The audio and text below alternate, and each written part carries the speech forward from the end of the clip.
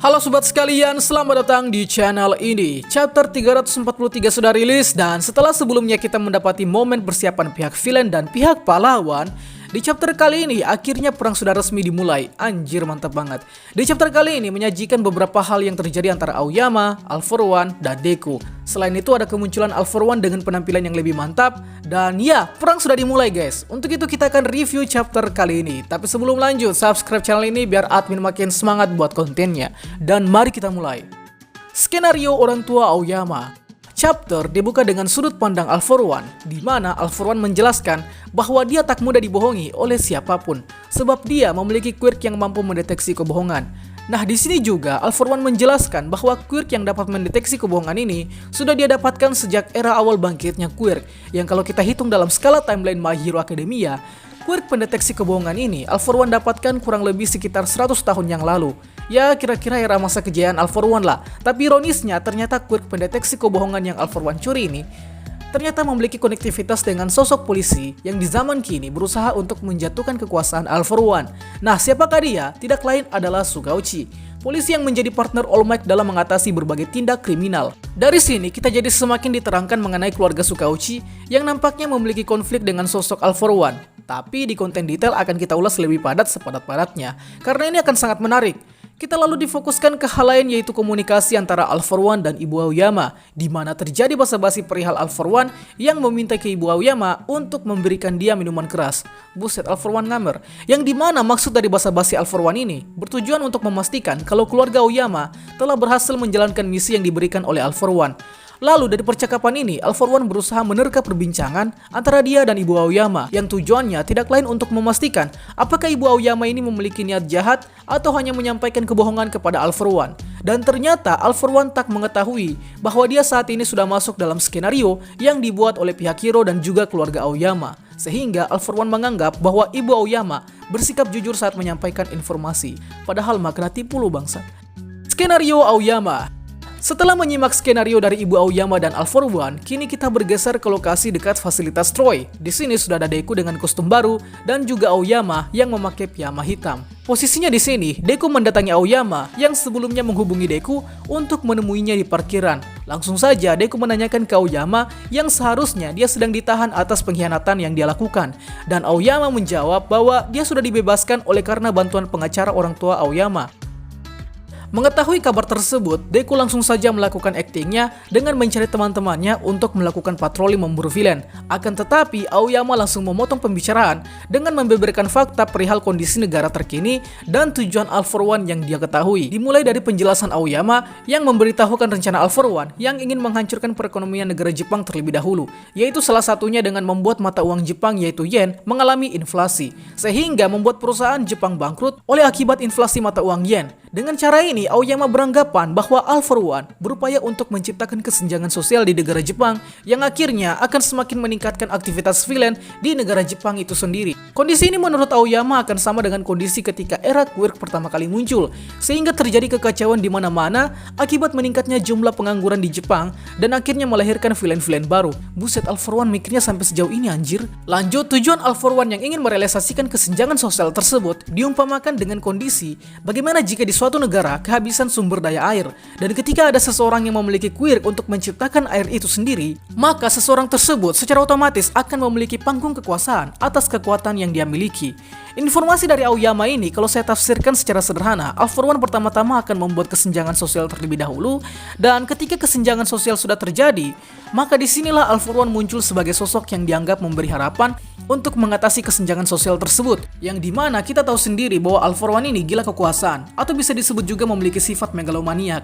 Alhasil All For One akan mencapai kejayaannya seperti ratusan tahun yang lalu dan menjadi raja iblis di dunia. Wow, ngeri kali kok botak. Ini All For One sebenarnya ciri-ciri kapitalis gitu, tapi nanti kita bahas aja di konten detail.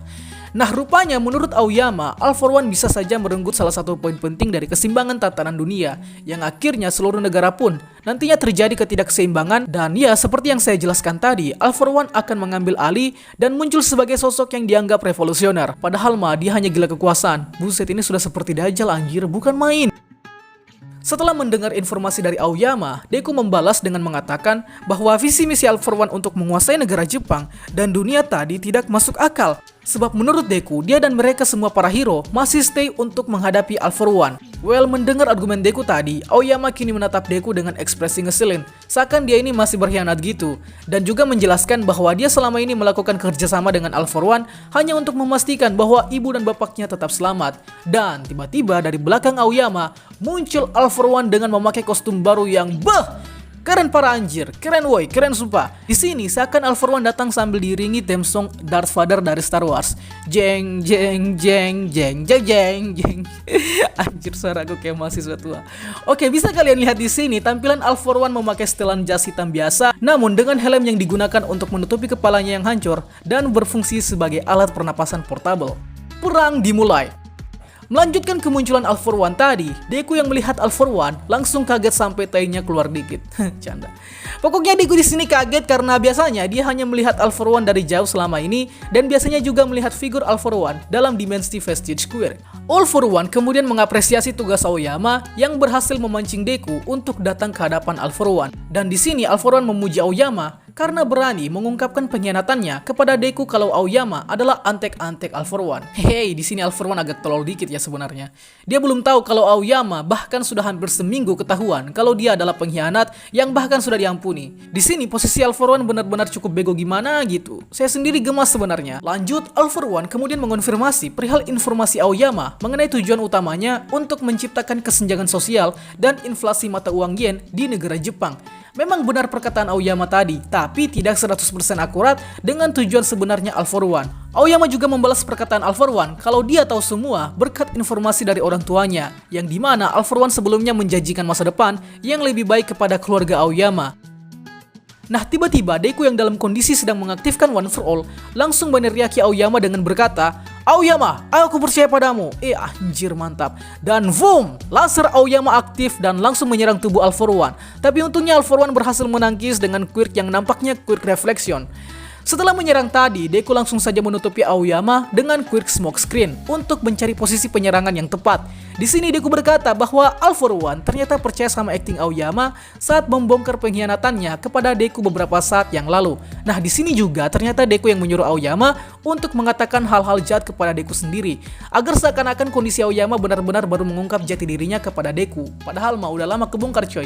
Well, yang kita lihat tadi mengenai Aoyama yang meminta bertemu dengan Deku dan berkata-kata jahat tadi, semuanya adalah skenario untuk memancing All For One. Selamat, Anda kena prank. By the way, Aoyama di sini sambil menangis ketakutan karena dia sangat takut dengan All For One ya. Kan kita tahu sendiri All For One kuatnya kayak gimana gitu. Tentu saja Aoyama di sini berpihak kepada hero dan berteriak dengan lantang bahwa dia akan melawan All For One demi keselamatan orang tuanya dan semua orang. Mantap, keren lo Aoyama.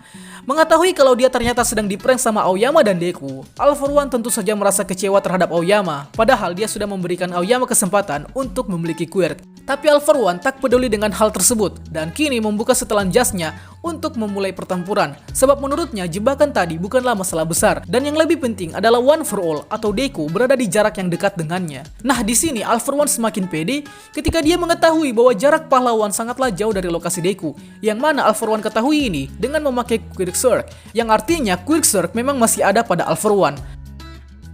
Nah, kemudian dalam waktu singkat, All For One mengaktifkan quirk teleportasi dan langsung mengeluarkan pasukan villain yang dia miliki, di mana ada Shigaraki, Dabi, Toga, Nomu, dan masih banyak lagi. Sehingga membuat Deku dan Aoyama yang hanya berdua akhirnya terpojok. Akan tetapi keberuntungan masih berpihak kepada Deku dan Aoyama, di mana dari belakang Aoyama tiba-tiba quirk Wargate milik Kurogiri muncul secara tiba-tiba, sehingga membuat All For One terkejut. Bagaimana bisa mereka memakai quirk milik Kurogiri? Nampaknya yang memakai quirk Kurogiri ini adalah Neito Monoma dari kelas B yang berhasil mengkopi quirk Wargate milik Kurogiri dan dengan cepat juga menteleportasi pasukan pahlawan untuk menghadapi League of Villains. Chapter 343 yang keren ini ditutup dengan kemunculan beberapa pasukan hero seperti Endeavor, Geng Orca, Mirko, dan lain sebagainya yang kalau saya sebutkan pegal mulut saya pak. Pokoknya mengingatkan kita ke film Avenger Endgame dan chapter 343 pun selesai.